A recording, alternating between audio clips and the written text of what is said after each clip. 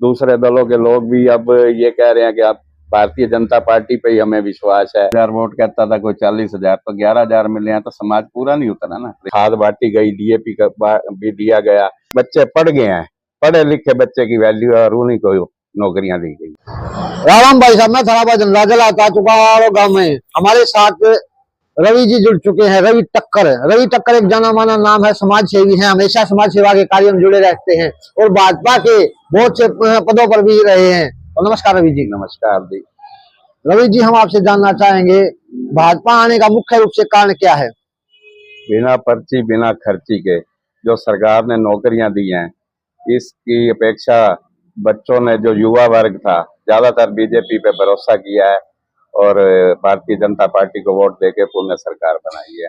आप कह रहे हो बिना पर्ची खर्ची नौकरियां मिली हैं। हाँ। तो किस आधार पर कह रहे हो कि बिना पर्ची खर्ची नौकरियां मिली हैं?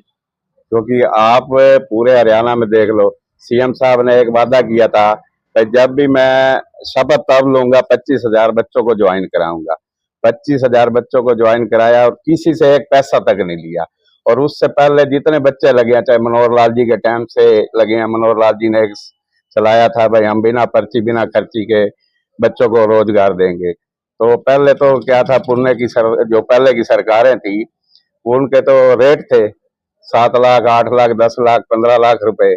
मगर यहाँ तो जो बच्चे पढ़ गए हैं, पढ़े लिखे बच्चे की वैल्यू है और उन्हीं को नौकरियां दी गई। उसके बाद हरियाणा का विकास कराया, चाहे मनोहर लाल जी ने भाई पूरा हरियाणा में, उन्होंने एक नारा दिया था, हरियाणा एक हरियाणवी एक।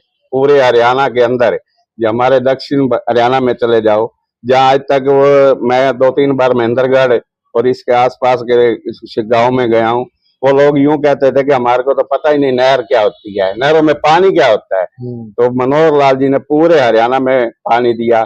फिर नायब सिंह सैनी जी भी उन्हीं के पद चिन्हों पे चल के हमारे मुख्यमंत्री जी ने उनके जो अधूरे काम थे उनको पूरा किया और पुनः सरकार बनाई। रवि जी, सबसे अच्छा मुख्यमंत्री का कार्यकाल कौन सा रहा है?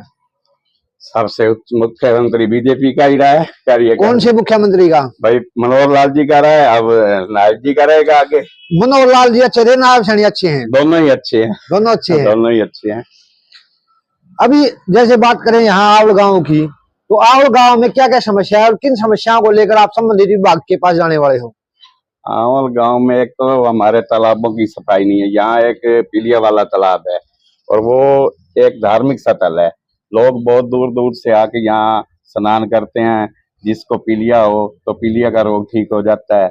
एक तो उसके विषय में, एक अगर हो सके तो हम सीवर की व्यवस्था कराना चाहते हैं, गांव में हो जाए तो बहुत अच्छा है। बाकी तो हमारे गांव में पानी पीने की बहुत अच्छी सुविधाएं है। एक आरओ वगैरह लग जाए 2-3, तो इस विषय में बात करेंगे। एक रवि जी, हमने देखा है बहुत से किसानों की समस्या रहती है इस टाइम पे, खास कर कि उन्हें खाद नहीं मिल पाता है। तो क्या आपके एरिया में भी इस प्रकार की समस्या है, जो डीएपी की खाद मिल रहा है या नहीं मिल रहा है? एक बार बताएं। ऐसा शुरू में 1-2 दिन हमारे पास आए थे, क्योंकि मैं अपेक्स का मेंबर भी हूँ, तो खाद के लिए तो तुरंत ही हमारे गांव में तो गाड़ियां आ गई कोऑपरेटिव सोसाइटी वाली और खाद बांटी गई, डीएपी का भी दिया गया। तो 2-4 दिन समस्या आई है, मगर सीएम साहब ने तुरंत ही उस पर संज्ञान लेके उस समस्या को दूर किया है और खाद की समस्या अब किसी तरह की नहीं है। एक यहाँ कलानौर हल्के में भाजपा की हार का क्या कारण रहा है? देखो जी, कलानौर हल्के में हमेशा भाजपा की जो फाइट होती है ना, भूपेंद्र हुड्डा के साथ होती है। क्योंकि यहाँ जो भी विधायक का चुनाव लड़ता है वो सीएम खुद भूपेंद्र हुड्डा या दीपेंद्र हुड्डा ही उसका चुनाव लड़ते हैं। तो इस वजह से पुराने कलानौर हल्के से या रोहतक से तो हम जीत के जाते हैं। उधर जो सुनारिया मंडल के गांव है 17, उनमें थोड़ा सा प्रभाव है, तो उन लोगों का इस वजह से हमारे हार तो इस हार को आगे आने वाले इलेक्शन में जीत में कैसे तब्दील करोगे आप? 2026 में नया परिसीमम होना है। उस परिसीमम में क्या पता सीटें कैसे बदलेगी, कौन से गांव किधर जाएंगे, उसके बाद नए समीकरण होंगे और तभी पता चलेगा क्या होता है। एक यहाँ से निर्दलीय प्रत्याशी भी उठे थे, प्रेम प्रधान जी।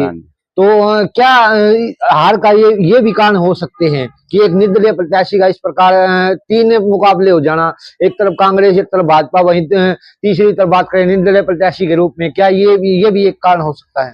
ऐसा निर्दलीय प्रत्याशी प्रेम प्रधान जी के लोगों की जो मंशा थी या लोगों की ओपिनियन थी, लोगों के विचार थे, भाई प्रेम प्रधान जी 25,000 वोट लेंगे, मगर 25,000 वोट ना लेके वो 11 11,500 पे ही रह गए। तो अगर वो 25,000 लेते तो हम सुनिश्चित तौर से जीतते, तो एक दोनों बात मुकाबला हो जाता उसमें। तो एक बात तो जायज है कि कहीं ना कहीं जो एक समाज का विरोध जरूर था इस इलेक्शन में। हाँ, तो फिर वो समाज भी तो पूरा नहीं उतरा ना प्रेम प्रधान जी के साथ। समाज के तो कोई 35,000 वोट कहता था, कोई 40,000, तो 11,000 मिले हैं, तो समाज पूरा नहीं उतरा ना प्रेम जी के साथ।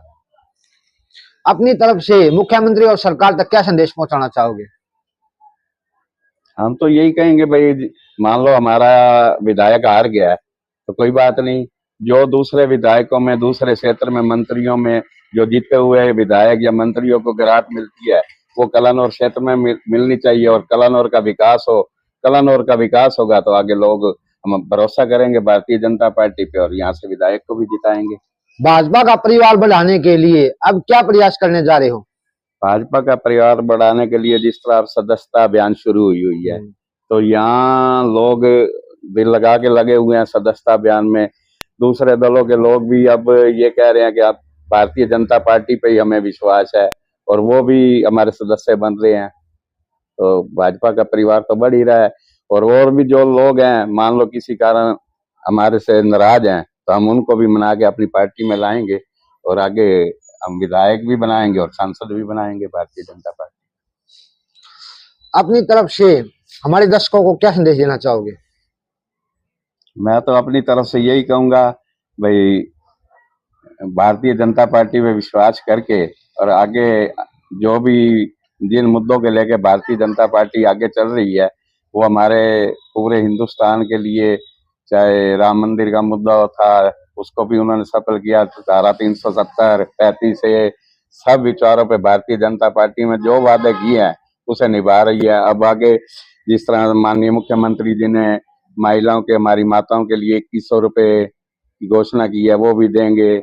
और भी जो बच्चे पढ़े लिखे हैं उनको वजीफा या जिस टाइप का नौकरियों का वादा किया है वो पूरा करेंगे, और लगभग सारे लोग भाजपा के साथ ही जुड़ेंगे।